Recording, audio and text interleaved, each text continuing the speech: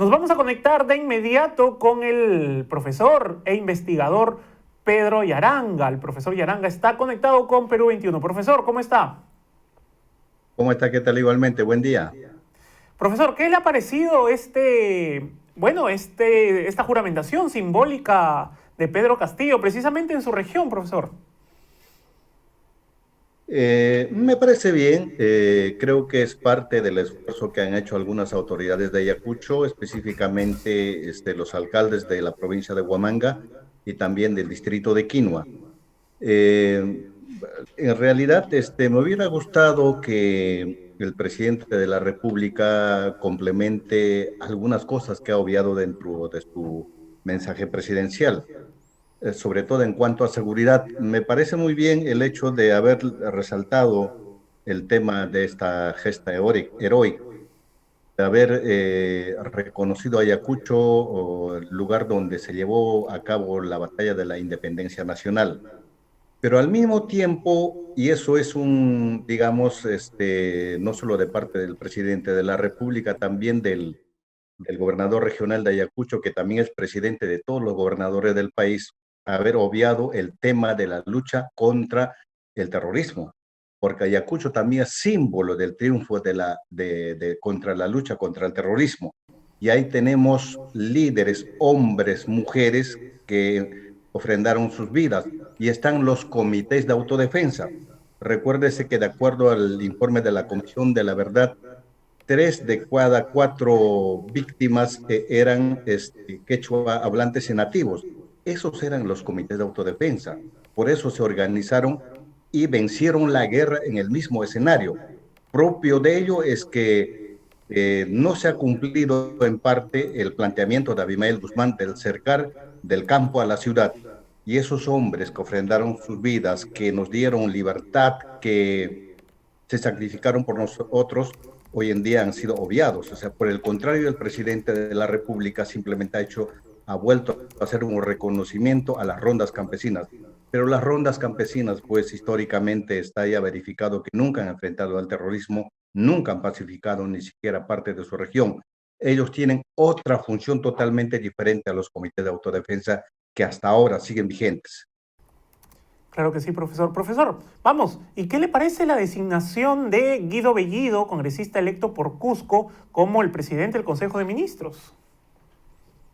Yo creo que hubiera tenido mayor cuidado el presidente de la República. Creo que el señor Guido Bellido no tiene, digamos, ni la experiencia, ni es la persona llamada a ocupar estos cargos, puesto que detrás de él también hay una serie de, digamos, de actos que incluso antes de ser congresista, él ha propalado en algunas redes. Por ejemplo, el hecho de reconocer a esta terrorista Edith Lagos, que dicho sea de paso también es ayacuchana, como una de las luchadoras, ¿no? Quizás por eso haya sido el hecho de haber dejado de lado el tema del reconocimiento a estos hombres de los comités de autodefensa. Habría que ver si, digamos, con la presencia del señor Bellido, entonces se designa realmente a los buenos hombres que tengan experiencia en ocupar los diferentes cargos también en las carteras. Profesor, usted es investigador en temas de narcotráfico y de terrorismo. Lo que usted me comenta, que nosotros también lo hemos reportado aquí en Perú 21, esta defensa que ha hecho, que hizo durante campaña y también en anteriores oportunidades Guido Bellido acerca de esta terrorista Edith Lagos, ¿lo podemos plantear como un hecho anecdótico, un hecho aislado?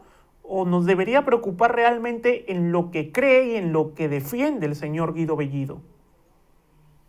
En realidad, no creo, porque él no solo es un congresista de la República, es un premier que acaba de juramentar.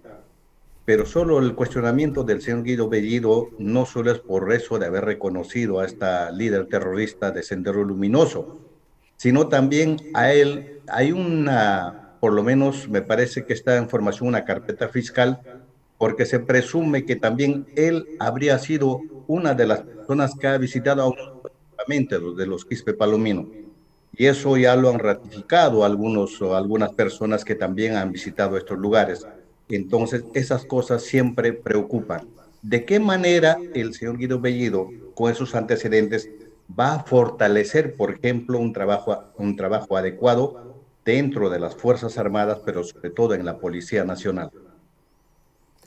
Profesor, estamos viendo en estos momentos ya una información que estamos corroborando y que vamos a publicar ya en unos minutos más en las redes de Perú 21, es que Guido Bellido afronta una investigación por el presunto delito de apología al terrorismo, ¿no? El Ministerio Público lo investiga y precisamente en Así es. esta directiva que se dio en el Congreso, él era uno de los congresistas que no podía integrar las comisiones de defensa e inteligencia del Congreso, pero ahora es presidente del Consejo de Ministros.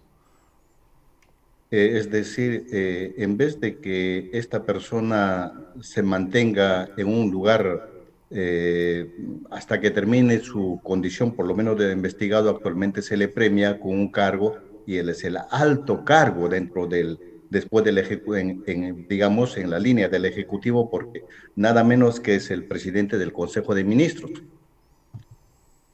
Claro que sí.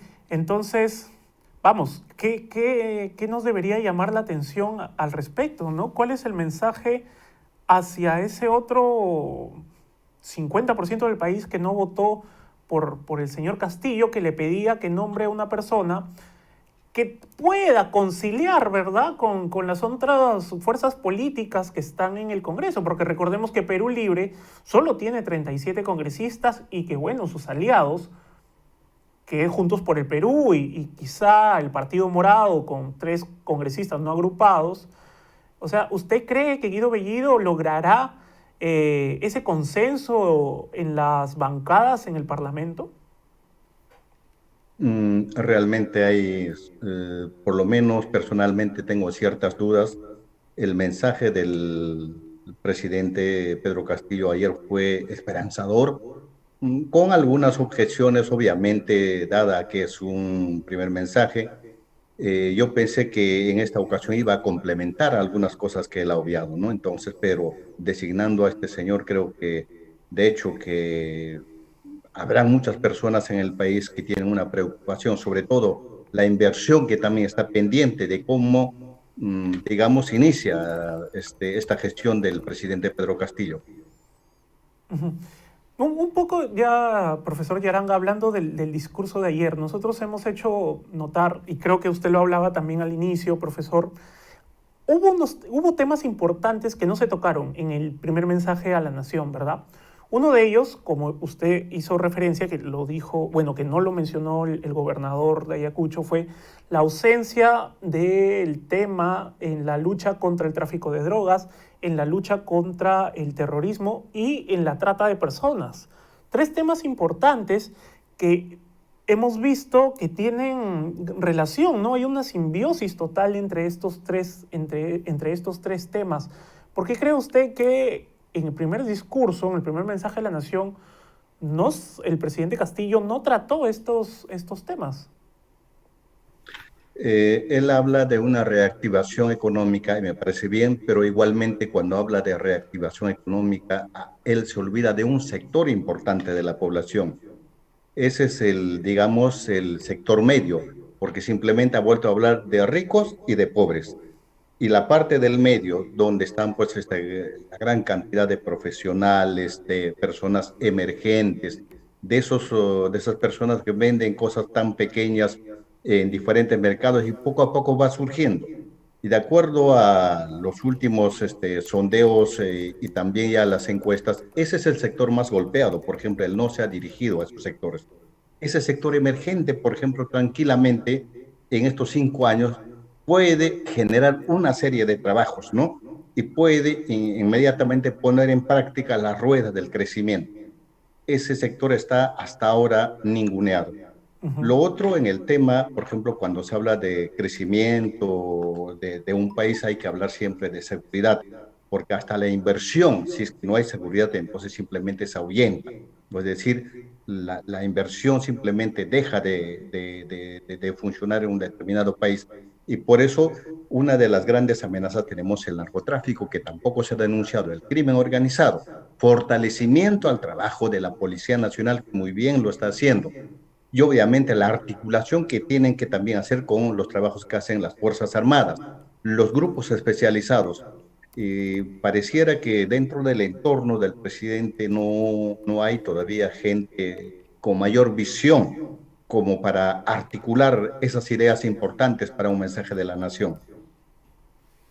Bien, profesor. Profesor, ya la última. ¿Usted qué espera de, por ejemplo, qué perfil, ya conociendo el nombre del presidente del Consejo de Ministros, qué perfil cree usted que van a tener las personas que se encargarán tanto del Ministerio del Interior como del Ministerio de Defensa?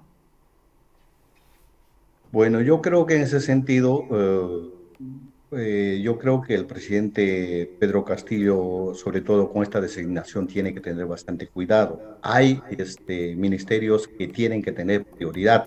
Digamos, en orden de prioridad, el tema de salud, que muy bien lo ha anunciado ayer el presidente de la República.